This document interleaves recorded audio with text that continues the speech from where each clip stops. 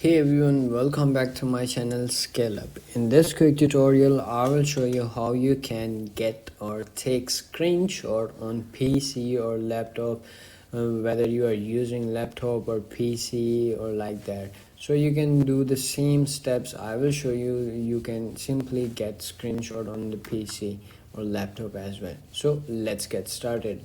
To get screenshot, you have to simply press some keys to get screenshot on your PC.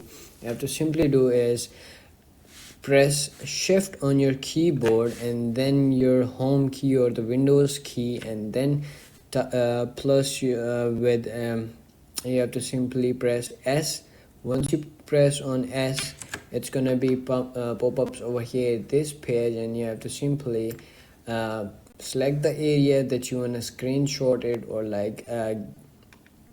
crop it from here. So as you can see, this I have get the screenshot of this. So as you can see over here, you can also get the same steps. You have to simply press shift and home button and then S, and it's gonna be pop-ups menu, and then you have to simply select the area that you want to get screenshot, and that's it. You have to simply click on this and it's gonna be saved on your PC's memory, and that's it.